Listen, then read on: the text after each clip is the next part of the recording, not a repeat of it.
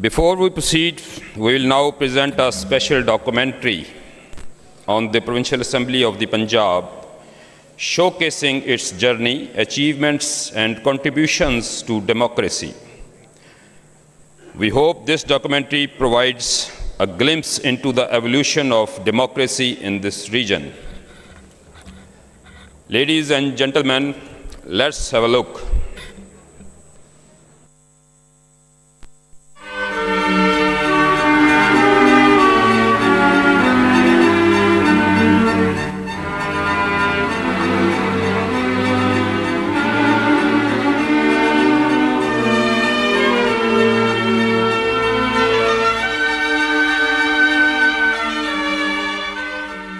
On a chilly morning of February, back in the year 1849, the verdant expanses of Lawrence Garden of Lahore later came to be known as Bagh-e-Jinnah.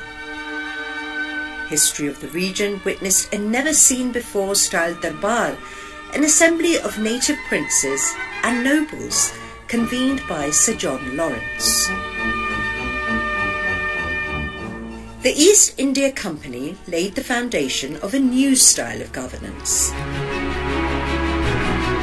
The Punjab was one of the last areas of the Indian subcontinent to resentfully fall under the colonial rule. After almost a year-long war.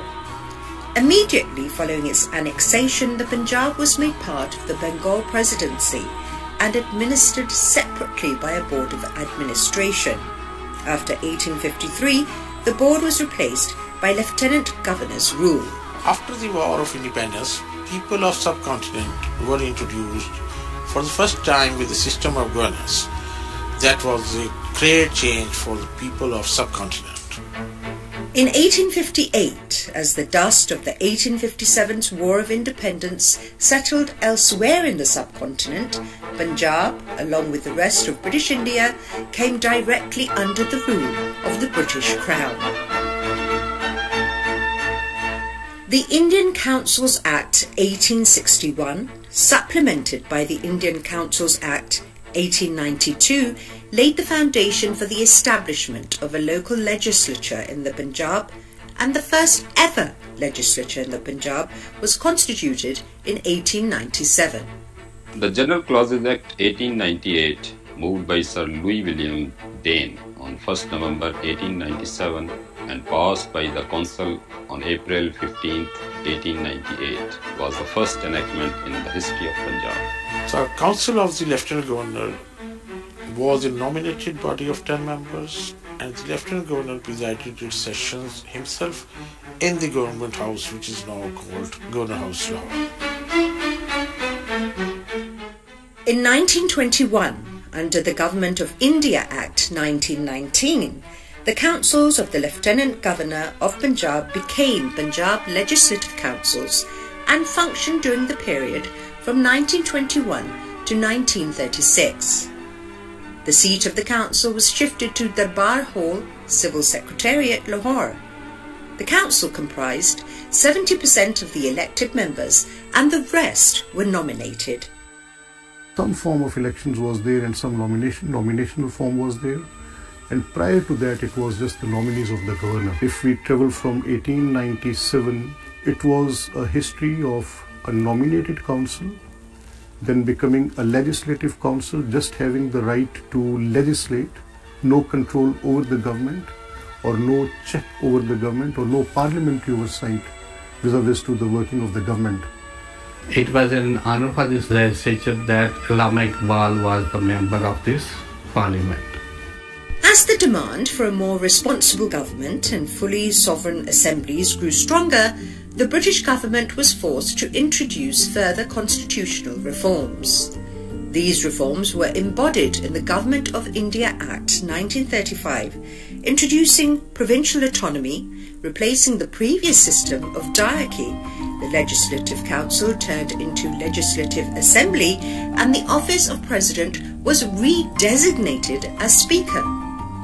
The Assembly elected its first Speaker on the 6th of April 1937. The first sitting of the First Assembly was held at the Bar Hall as the Assembly building was under construction. The construction of historical building was inaugurated by Sardar Sir Jogendra Singh, Minister for Agriculture, on the 17th of November 1935. Legislative councils were abolished, and instead of those legislative councils, those who were just given the right to legislate, these assemblies were formed and these councils were given some right, some controlled right of parliamentary oversight.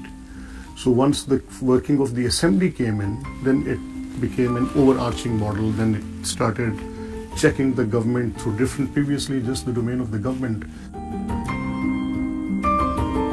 Sir Chotu Ram, Punjab Revenue Minister, changed the face of rural areas. In the villages, the moneylender were the masters of the poor. These were his main targets, and through landmark legislation, he succeeded to bring them under the caudal accountability, which won him the title Rahbar-e-Azam.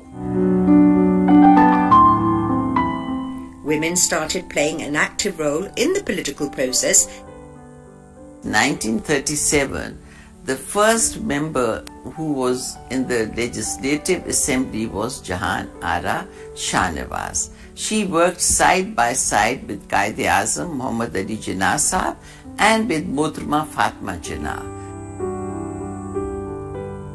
The first meeting of the First Assembly in the newly constructed remarkable building of the Assembly was held on the 10th of November 1938. This was the beginning of a glorious history of the legislative and parliamentary system of the Punjab, as a new style of legislative rule had found its moorings in this fertile land of the 5 rivers. Very interesting position which this assembly was confronted with. If there were like more or less 200 members of the United Punjab, a number could be 5 less or 5 more. It was divided in 2 houses. One was the East Punjab and one was the West Punjab. And both were mandated to vote for the partition of the Punjab, as the case was that India was being partitioned. Both the houses' votes were counted together, and it was won by 1 vote. And interestingly, that vote was of Khan Bahadur SP Sinha, and he was a Christian member. So it starts from the beginning of Pakistan till now. Minority is playing its key role when it comes to Christian community. Wherever the history of Pakistan would be written, you cannot eliminate the role of Christian community. You know, the geography of this part of Punjab was created by that vote, and that vote was done in this assembly alone, in which they decided that the West Punjab will remain part of the Pakistan. 14 अगस्त 1947 ये radio Pakistan Lahore है। आपको पाकिस्तान मुबारक। आप लोग इस मुल्क पाकिस्तान में अपनी अपनी इबादतगाहों, मस्जिदों या मंदिरों में जाने के लिए आपका मजहब क्या है, जात क्या है, कौम क्या है, इसका हुकूमत के मामलात से कोई ताल्लुक नहीं। So I think those historical moments, we are custodian of that record. It make a picturesque of that. I could just make a visual impact. That what would be that moment? Members sitting there, the loud recitation of that Holy Quran being aired, and those moments, those could not be put in words. This building not only served as an architectural structure, but also a vibrant storyteller. After the independence of Pakistan, this structure experienced the native rule by different political parties and martial law administrators. Many historical events took place in the history of Punjab Assembly. Quaid-e-Azam Muhammad Ali Jinnah visited this building in 1947. This majestic edifice, once housed the Legislative Assembly of undivided India, witnessed the birth of Pakistan and the early struggles of nation building. Its history is intertwined with the nation's journey. This building is a testament to the hopes and aspirations of a nascent nation. It saw the rise and fall of political movements. With the creation of Pakistan, the province of Punjab was also divided into two provinces. So did the Punjab Legislative Assembly. This carried forward Legislative Assembly was dissolved in 1949. The second Punjab Assembly was constituted in 1951 and ceased to exist upon the formation of one unit in 1955. The Assembly witnessed the passage of the one-unit resolution merging the provinces of West Pakistan into a single unit. This controversial decision aimed at administrative efficiency but ultimately proved divisive, contributing to the rise of provincial autonomy movements. The second Constitution of Pakistan was promulgated on March 1, 1962, which provided for a unicameral legislature. The principle of basic democracy was introduced for the first time in the country, and the system of indirect elections was presented. The next two provincial assemblies of West Pakistan were constituted in 1962 and 1965 under this constitution. On March 25, 1969, martial law was imposed in the country. The iconic Punjab Assembly building in Lahore has been at the core of many significant political and constitutional events for the province in particular and for Pakistan in general. And in 1973 Constitution, it was designed in a way as Parliament's work. Now, the working of this Assembly is exactly the working of a Parliament. Here we can question the government. Here, this Assembly is a mother body with a list of parliamentary tools through which they check the government, provide the oversight, create the government, form the cabinet, make the cabinet responsible to this house. So it is a system which is normally practiced in most of the parliamentary forms of the governments around the globe. In Normans, those who are associated with the Commonwealth parliamentary associations also.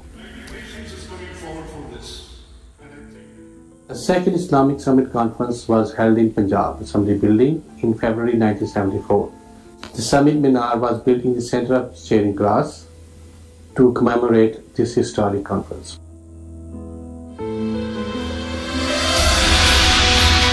सारे मुल्क में माशाल्लाह नाफिज कर दिया गया है. The Assembly's proceedings were halted by the imposition of martial law, marking an unwarranted break in Pakistan's democratic history. The Constitution was kept in abeyance. The building's silence underscored the suppression of democratic institutions. So it's like, planting a tree, and the tree is, say, 5 years old, and you pull it apart. And how will it mature? It will not mature. But if you plant a tree and you let it mature, it will have a strong roots, a strong branches.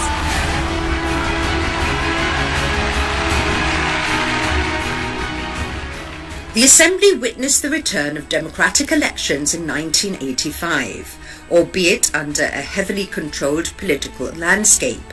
The building once again became a hub of political activity, albeit with limitations. With the lifting of martial law on December the 30th, 1985, the Constitution was wholly restored. Everybody says, what have we done, Pakistan? What has we gained?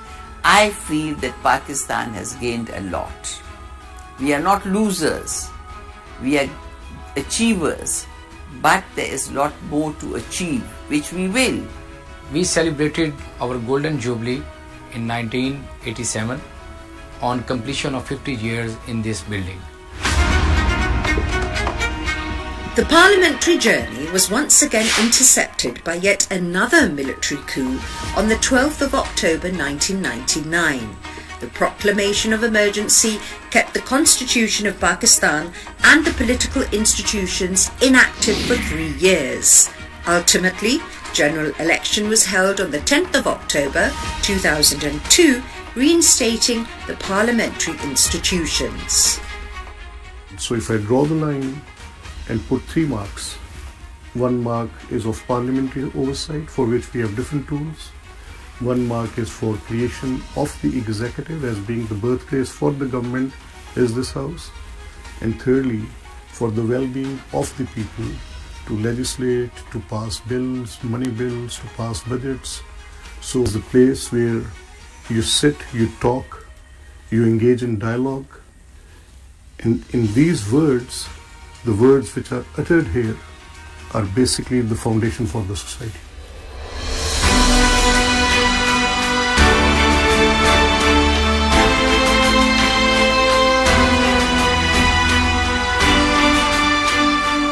In 2021, a new chapter began with the inauguration of this Assembly Hall, the largest in Asia.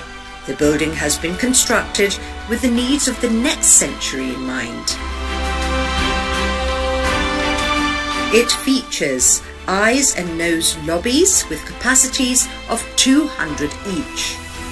It can be claimed that the current assembly is the most dynamic and vibrant assembly. Many instrumental changes have been brought in its functioning by the present speaker. Half of the working is the working of the committee system. Now, unless you have effective standing committees, the working of the parliament is incomplete. The working of the assembly is incomplete for that matter. So we just decided that those rules of empowerment of the standing committees should be in conformation with what the Constitution says. Our committees are very effectively functioning, and we have formed certain caucuses for this, and they will be doing the right things. The proceedings of assembly sessions and meetings of the committee are broadcasted live, and their archives are also available on our official website and social media platforms and accessible to public, giving a message of inclusion and participation of the public in the parliamentary procedure. Today, after 176 years, on another chilly morning of 2025, the Assembly session is starting with the same enthusiasm in a new building. The Punjab Assembly has come a long way of transformation and empowerment of the people from a nominated body to an elected assembly.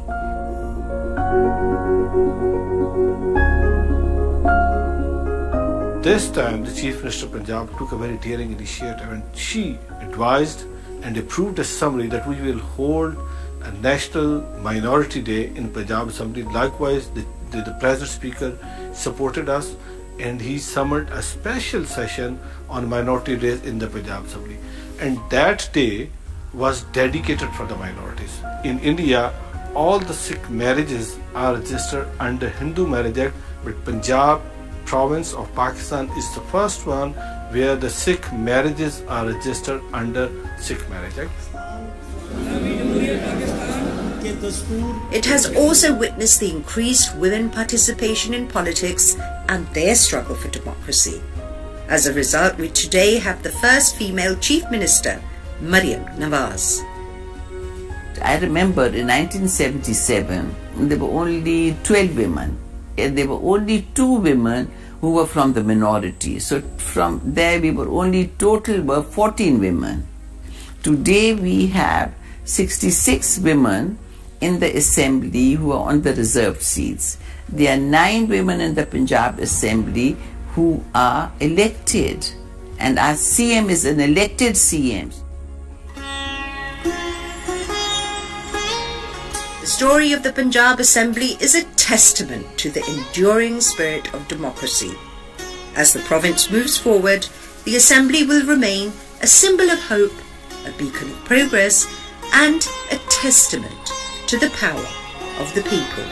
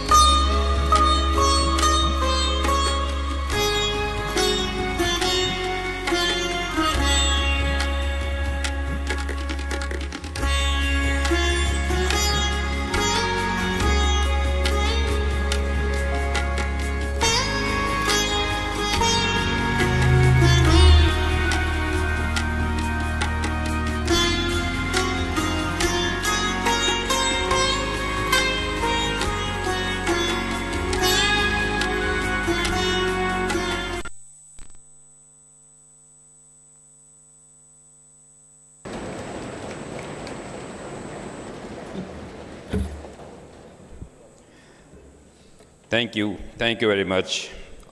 I hope you enjoyed this presentation, taking us on a journey from the early days of democracy to its deep-rooted presence here today. Worthy delegates, the CPA Asia region comprises of 8 branches, among which are 4 national parliaments of Bangladesh, Maldives, Pakistan, and Sri Lanka, and 4 provincial assemblies of Pakistan, namely Balochistan, Khyber Pakhtunkhwa, Sindh, and Punjab. Similarly, the CPA Southeast Asia region is based on 15 branches, the national legislatures of Malaysia and Singapore, and 13 state legislative assemblies of Malaysia from Johor, Kedah, Darul Aman, Kelantan, Melaka, Negri Sembilan, Pahang, Penang, Perak, Perlis, Sabah, Sarawak, Selangor, and Terengganu. It is now my honor to invite the host of this prestigious conference, the visionary behind this historic regional collaboration between Asia and Southeast Asia, who has worked tirelessly to strengthen ties among regional legislatures. Please welcome Honorable Malik Muhammad Ahmad Khan, Speaker of the Provincial Assembly of the Punjab, to deliver his welcome address and formally declare the conference open.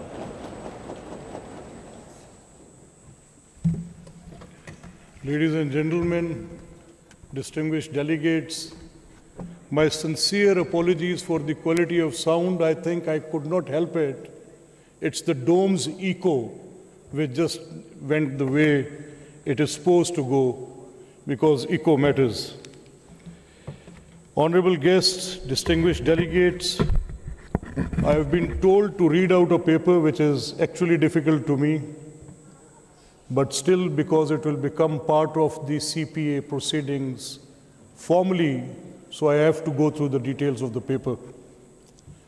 Honorable guests, distinguished delegates, esteemed colleagues and friends, it's a moment of immense pride and privilege for me to stand before you today as we gather here at the historic Punjab Assembly for the first joint Commonwealth Parliamentary Association CPA Asia and Southeast Asia Regional Conference.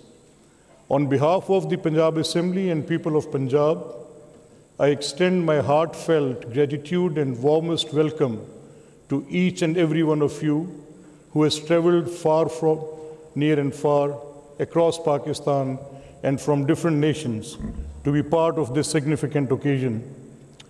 I would particularly like to extend my warm welcome to our guests, Honorable Sardar Ayaz Sadiq, Speaker, National Assembly of Pakistan, Honorable Dr. Jagat Vikram Ratne, Speaker of Parliament of Sri Lanka, Honorable Dr. Christopher Kalila, MP Zambia, Honorable Senator Pele Peter Tingom, Member of the Senate Dewan Nagara, Parliament of Malaysia, Honorable Ahmad Nazim, Deputy Speaker, People's Majlis of Maldives.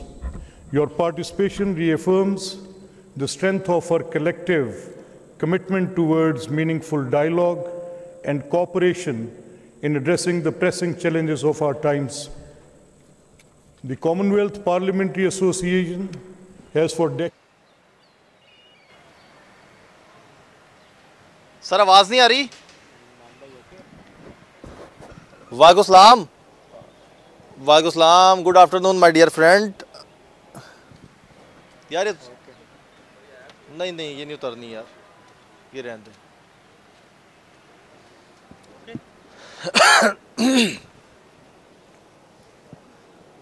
हाँ जी हाँ जी हाँ जी. दूसरे यहाँ हवा ठंड है यार. आप कराची वालों को ठंड नहीं लगती, हमें ठंड लगती है लाहौरियों को यार.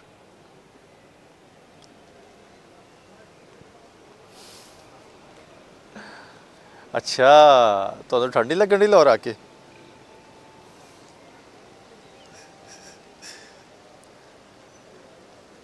नहीं ये तो वेदर की तब्दीली है यार, ये हवा चल रही है, ये बाल ऐसे होते रहेंगे मेरे।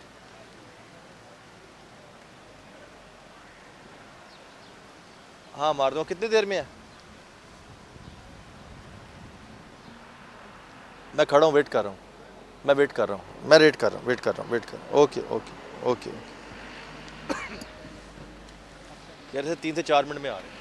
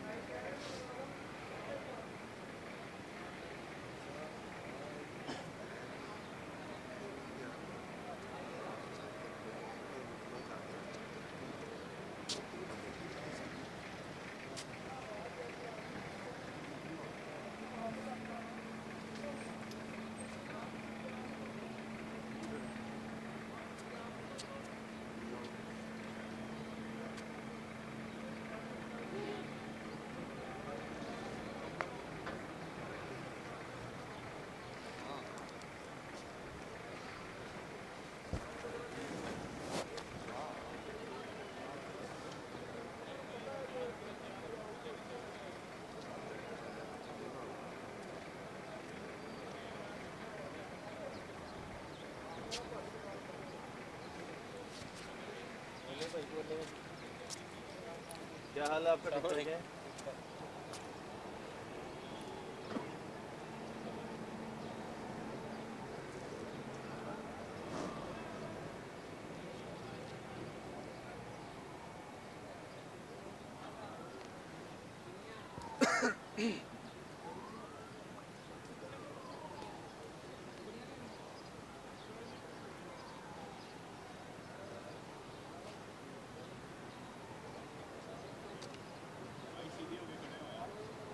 आपको फील नहीं हो रहा?